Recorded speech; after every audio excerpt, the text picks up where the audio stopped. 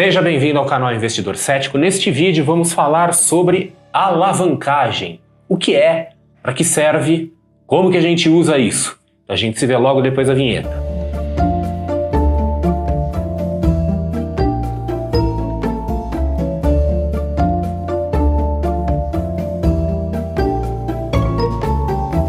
A alavancagem é um tema bastante presente no mundo dos investimentos e no mundo das finanças em geral e tipicamente é associado com alguma coisa negativa, alguma coisa que a gente deva temer. Algumas pessoas falam de alguns instrumentos financeiros dizendo, nossa, isso é perigoso porque é muito alavancado. Ou quando se está fazendo uma análise de uma empresa, por exemplo, se fala essa empresa está alavancada demais. Então, normalmente o pessoal quando fala de alavancagem acaba tendo um viés um pouco negativo, mas vamos tentar esclarecer as coisas aqui nesse vídeo. Existem dois tipos de alavancagem. Nós temos aquilo que se chama de alavancagem operacional e alavancagem financeira. Alavancagem operacional é quando uma empresa, por exemplo, procura fazer um melhor uso do seu custo fixo, aquilo que ela já paga, os seus ativos, aquilo que ela já tem, para aumentar a sua receita. E nós não vamos falar de alavancagem operacional neste vídeo. Quem sabe num outro vídeo, até porque é um assunto que pode ser interessante para análise de ações, por exemplo, mas que no dia a dia assim, de uma pessoa comum, de um investidor, acaba não tendo tanta aplicabilidade. Então, neste vídeo, a gente vai focar na alavancagem financeira. Então, a partir deste momento, toda vez que eu falar alavancagem, de uma forma geral, eu estarei me referindo à alavancagem financeira. E a gente pode definir a alavancagem financeira como uso de recursos de terceiros para a obtenção de lucro. Ou como alguns dizem por aí, assim, mais popularmente, é ganhar dinheiro com o dinheiro dos outros. Então nós estamos alavancando, alavancagem financeira, sempre que nós estamos obtendo lucro, ou pelo menos tentando obter lucro, usando recursos que não são nossos, que não nos pertencem, que tipicamente são recursos emprestados, que a gente pegou emprestado de alguém, dinheiro emprestado, alguma coisa emprestada, e com aquilo a gente vai tentar criar algo para nós. E particularmente no mundo das empresas, a alavancagem é muito utilizada e ela é utilizada com um bom propósito, que é o propósito de maximizar o retorno da empresa para quem? Para os seus acionistas, para os seus sócios, né? É gerar valor para sócios e acionistas. Então, para a gente entender a alavancagem numa empresa, vamos usar aqui uma situação hipotética. Então, vamos imaginar uma empresa que tem um capital, esse capital é próprio, é dinheiro dela, dinheiro que foi aportado pelos sócios, no valor de R$ 1 milhão de reais. E ela atua em alguma atividade econômica qualquer que tem um retorno médio de 20%. Então, em circunstâncias normais, essa empresa vai operar com o seu capital, vai gerar um retorno de 20%, esse retorno, né, essa taxa de retorno vira um lucro de R$200 mil e vamos presumir que isso é dinheiro para ser distribuído ali para os sócios ou para os acionistas, conforme um caso. Beleza, então aqui já sabemos uma coisa da empresa. Agora, imagina que os acionistas ou sócios querem ter um retorno maior, ou então o gestor da empresa, o gestor financeiro da empresa, resolve aumentar esse retorno. Então, ele pode pegar um valor emprestado, vamos imaginar a situação hipotética, seria um valor equivalente ao capital, então pega mais R$1 milhão, pega emprestado num banco, aí em qualquer lugar, e vamos imaginar hipoteticamente que a taxa de juros desse empréstimo é 10%. A atividade continua tendo um retorno de 20%. Então vai pegar esse dinheiro, vai aplicar numa atividade que dá um retorno de 20%, ou seja, vai trazer um lucro de 200 mil. Sobre esse lucro vai incidir juros de 100 mil, que é 10% o custo financeiro, e vai sobrar 100 mil líquidos. Então veja que a empresa pegou o dinheiro no mercado, pagou todos os custos, juros, despesas financeiras, mas aplicou esse dinheiro em uma atividade que supostamente gera um retorno maior do que aquele custo financeiro. Com isso, essa empresa usando o capital próprio e usando esse capital emprestado, que até no jargão das finanças a gente se refere como capital de terceiros, ela vai ter um lucro que vai ser a composição de R$200 mil que vem do capital próprio, R$100 mil que vem sobre aquele empréstimo, vai dar um lucro de R$300 mil, as duas coisas somadas, ou seja, são R$300 mil para distribuir para os acionistas, um retorno de 30% ao invés de 20%. Então vejam que a empresa, sem colocar mais dinheiro ali, sem colocar mais dinheiro próprio pelo menos, aumentou o seu lucro em 50%. Ou seja, deixou o acionista mais feliz. Tinha uma oportunidade ali de gerar mais lucro, de gerar mais valor e assim o fez. Inclusive, uma das principais, se não a principal função de um gestor financeiro de uma empresa é exatamente determinar qual é a combinação ideal de capital próprio, né, o dinheiro aportado pelos sócios, e empréstimos e financiamentos, o tal do capital de terceiro, para chegar num nível ótimo de alavancagem.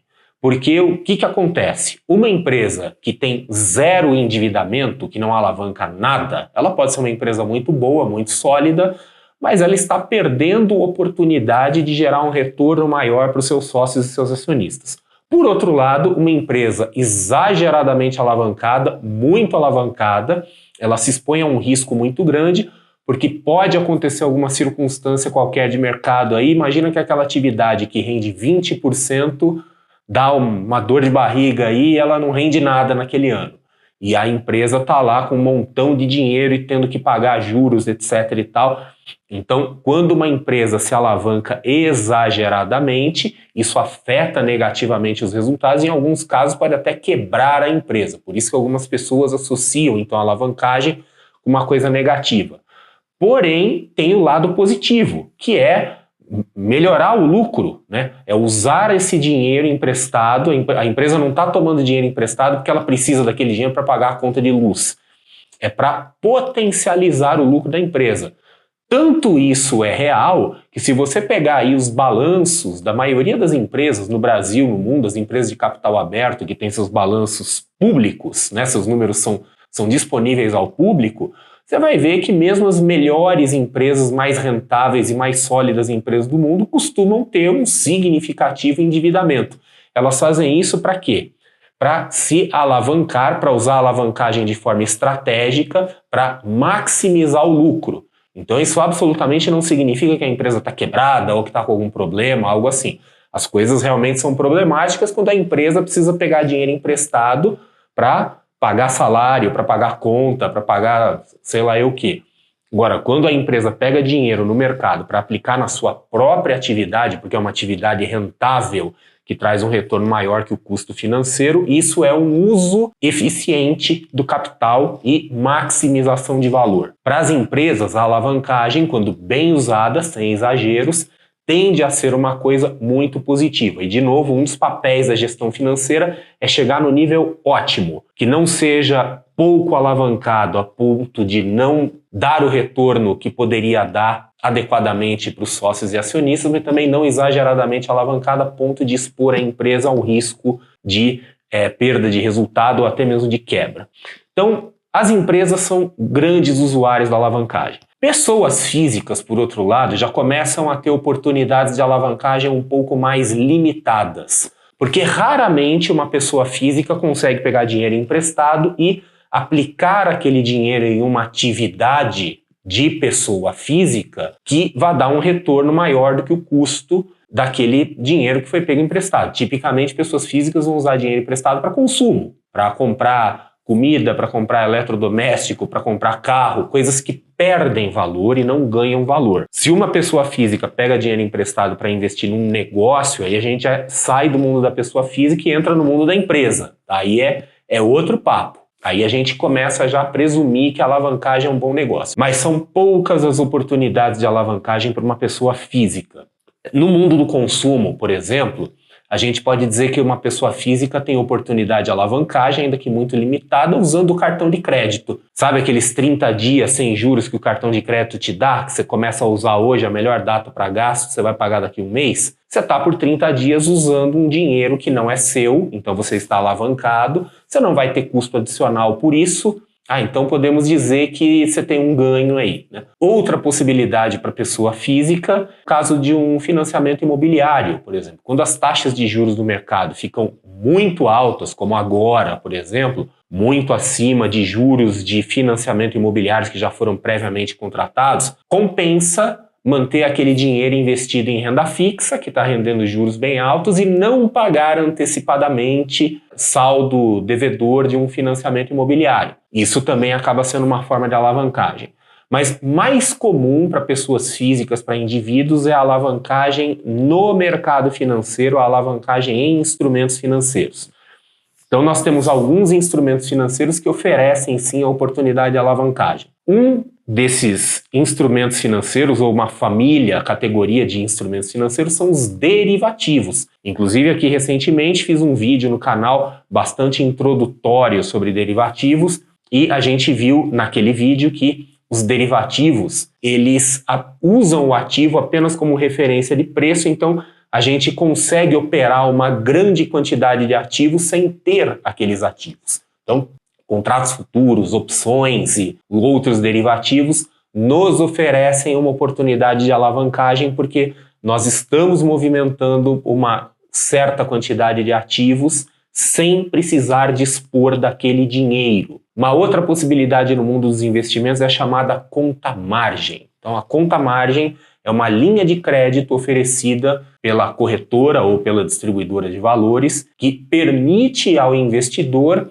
comprar ativos financeiros sem ter o dinheiro. Então a corretora empresta dinheiro. Para o investidor típico, raramente é uma boa ideia usar a conta-margem, porque conta-margem implica em um custo de juros, esse custo não costuma ser exatamente super baixo, e para compensar isso a gente tem que ter retornos bastante altos no investimento que a gente vai fazer e consistentes. De se pensar aí antes de usar a conta-margem, tem que ter bastante segurança do que está fazendo. Outra possibilidade é o famoso day trade, aquelas operações em bolsa que podem ser tanto com ativos quanto derivativos, em que a gente inicia e termina a operação no mesmo dia, não fica de um dia para o outro. Então, ao não ficar de um dia para o outro, a gente não entra no ciclo de liquidação financeira da Bolsa de Valores e, consequentemente, não precisa fazer o desembolso financeiro.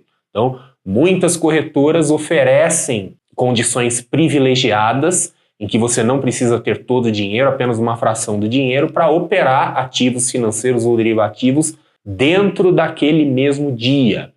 E por fim, uma última coisa aqui, que já não é mais tão comum para o investidor brasileiro, são alguns instrumentos que são negociados fora do Brasil, aqui no Brasil nós não temos, e que não são exatamente derivativos, mas que têm características de derivativos, que é o Forex, moeda estrangeira, e os CFDs, né, os contratos por diferença, que são instrumentos financeiros também que reproduzem alguns ativos, como ações, contratos futuros, etc. Então, essas categorias aqui que eu mencionei são instrumentos financeiros que são acessíveis à pessoa física e que permitem à pessoa física se alavancar. E para a pessoa física que está usando esse tipo de instrumento financeiro, vale mais ou menos a mesma recomendação que é dada para as empresas. Então fala, olha, a alavancagem por si só não é uma coisa negativa, ela é uma ferramenta, ela tende a ser uma coisa muito boa quando usada com sabedoria e tende a ser uma coisa muito danosa quando usada de forma inconsequente e irresponsável. Eu, pessoalmente, eu gosto muito do uso de alavancagem nos investimentos e no trading para se conseguir uma maior eficiência de capital. Por exemplo, imagine que você tem aí uma certa quantia em títulos de renda fixa, títulos federais, por exemplo, títulos do Tesouro Direto extremamente seguros, que estão lá rendendo seu jurinho ali religiosamente, e você usa esses títulos como garantia para fazer algumas operações, por exemplo, no mercado de opções, no mercado futuro, em volumes pequenos, sem alavancar lá no espaço, mas fazendo algo, por exemplo, que em termos de risco seria similar a você estar operando com ações, sem alavancagem, mas mantendo aquele dinheiro recebendo juros. Isso eu considero uma forma bastante inteligente, bastante eficiente de investir. O que não é inteligente e eficiente é a pessoa exagerar na alavancagem. Alguns instrumentos financeiros, como contratos futuros e opções, permitem uma alavancagem absurda, às vezes chegando na faixa de centenas de vezes, né, do que seria o valor daquele ativo. E, obviamente, se a pessoa se entusiasmar com aquilo, ela vai se arrebentar. Eu gosto, por exemplo, de comparar a alavancagem, nesse caso, a um carro de alto desempenho, um carro esporte, por exemplo. Imagina que você tem um carro exótico desses, assim, que anda a 300 km por hora. O fato de você ter um carro que anda a 300 km por hora não significa que você deva andar a 300 km por hora com ele em todo lugar, né? Você não vai andar no estacionamento do supermercado procurando a vaga a 300 km por hora. Então, o mesmo vale para um instrumento alavancado. O fato do instrumento permitir uma grande alavancagem não significa que é inteligente, que é sensato você usar essa grande alavancagem. Enfim, a alavancagem nunca é o problema. O problema é quem está utilizando a alavancagem. Então, a alavancagem ela não é perigosa, a alavancagem é uma ferramenta e o perigo está não no uso da alavancagem, mas sim na alavancagem excessiva. Isso vale novamente, tanto para os negócios, para as empresas, quanto para os investimentos. E é isso, espero que você tenha gostado do vídeo. Deixe seu comentário, conte a sua experiência com a alavancagem, se é que você tem alguma. Não se esqueça de se inscrever no canal, dê o seu like se você gostou e a gente se vê num próximo vídeo.